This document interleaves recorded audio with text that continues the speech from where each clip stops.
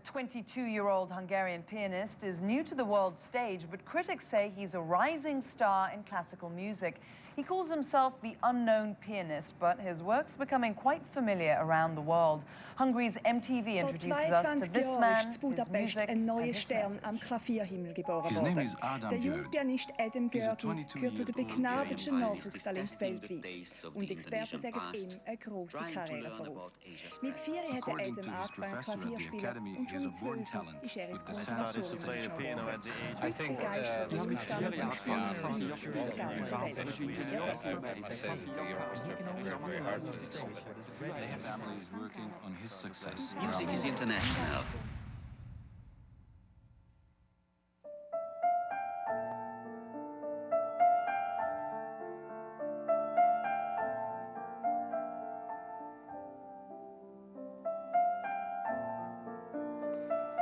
When Adam Gyorgy was a young boy, he drew everything upside down. His worried parents took him to a doctor, who was unable to diagnose the problem. His father, determined to understand why his son was different, watched Adam carefully.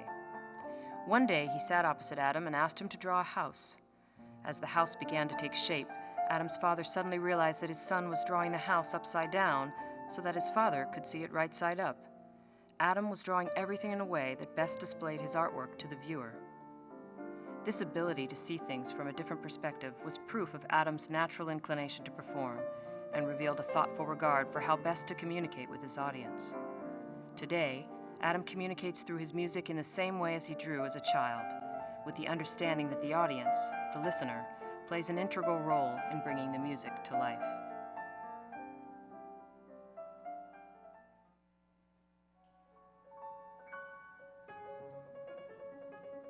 In 2004, CNN World Report covered Adam's first American tour, calling him a rising star. That year, Adam won all 3 prizes, the first prize, the grand prize, and the special prize in the International Chopin Piano Competition in Budapest. In 2005, Adam was invited to join the Steinway Artist community, a signal honor that places him in the company of the greatest pianists of all time, including Vladimir Horowitz, Artur Rubinstein, and Christian Zimmermann.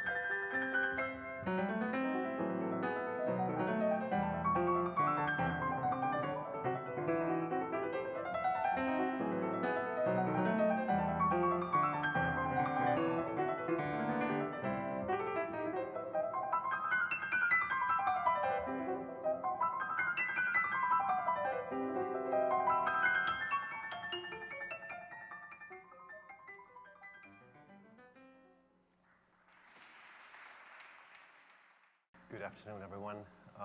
My name is Adam Gyorgy, and the problem starts right here.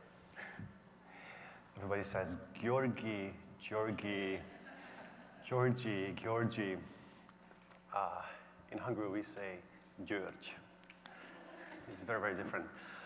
Recently, I went to a radio station, and the speaker asked me, "How do you pronounce your name?" I said, "Gyorgy," and he said, How do you spell it? How do you write it? I said, it's Gyorgy. It's an orgy with a GY. Thank you for appreciating this. He didn't appreciate that joke right there. I'm so happy to be here and speak a little bit, because I'm not the man of the words, but I will play the piano a little longer. I could speak to you about my inspirational journey.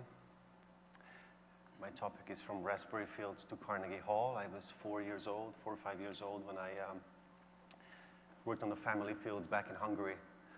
I loved raspberries. I liked a little less picking those on the burning sun. But this inspired me to go back to the piano and practice and put my time and my effort to master my piano playing. I could speak about my family, my incredible family, my brother and father and mother. My brother and I, we lost our mother when I was 8 years old. This challenged us and inspired us to stay together, and it helped me to realize that I have the most amazing father and brother on the planet. I could speak to you about when I was 12 years old, my father, I got into the best music school in Hungary, the Bartok Conservatory. My father had to decide to put me into the conservatory or to a regular high school. Of course, he decided to put me into both schools at the same time. I did not appreciate it that time too much, but I'm certainly happy for him for that. I could speak about one of my milestones when I was 18 years old. A Japanese pianist canceled the recital at the Liszt Academy's Great Hall 10 days before the recital. And nobody was able to jump in and take the repertoire in 10 days. I had an opportunity, and I appreciated the opportunity and learned the repertoire in 10 days. That was the beginning of my career. It opened the door to the international stages that time. I could speak to you about my first Carnegie Hall recital, how I got into America with 2 bags. One of the handlebars was broken. My father was an engineer. He actually connected the 2 bags with a rubber band. I think he did better things than this later on. So I could speak all about this, and I could speak to you about my first Carnegie Hall concert. Obviously, it was a dream of mine from the very beginning. When I got into New York, it took me a couple of years to walk in front of 3,000 people at New York's Carnegie Hall. We all want these moments to be perfect moments. We prepare for this for years and years, and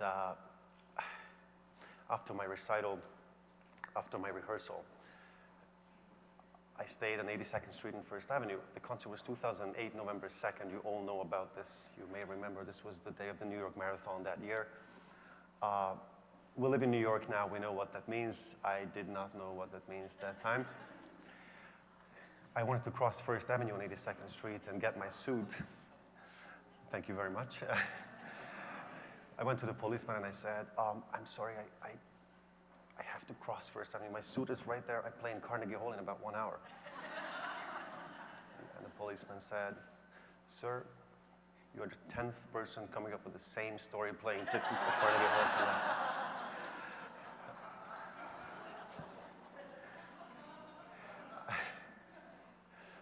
I walked in to Carnegie Hall, literally with 2,000 people on my back and on my side. I arrived with the crowd just a couple of minutes before my recital. But it was a great moment of my life. I could speak about what music means to me, what classical music means to me. We really fight for nuances. We work on nuances, on milliseconds and timings and so much details, and we dedicate our lives to small, small things which we believe will make a difference. And I really believe in this, it will make a difference. I could speak about a beautiful, beautiful experience of mine walking in front of 60,000 people in a football stadium playing one of Chopin's most difficult study, Etude, opening the European Football Championship last summer, watched by 300 million people around the globe live on television. Because I think music is connecting people. Music helps us to focus on our similarities, not on our differences. Music helps us to re-identify ourselves, helps us to connect to ourselves again. But I really have no more time to speak about these. I just would like to say something.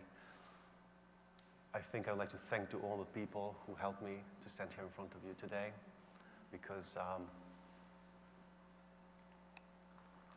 the most important thing was that they never gave up on me. My teachers, my family, and I'm really happy to be here. So I could also speak about the Academy, because I believe in paying forward, and the help I received before, I would like to give it to the next generation. I established a foundation here in New York City, the Adam Gyorgy Foundation, supporting children around the world, supporting music education. And the next piece I'm going to play is inspired by this academy, by the foundation. The piece called The Island, and the island represents us helping each other and supporting each other. Thank you so much for your attention.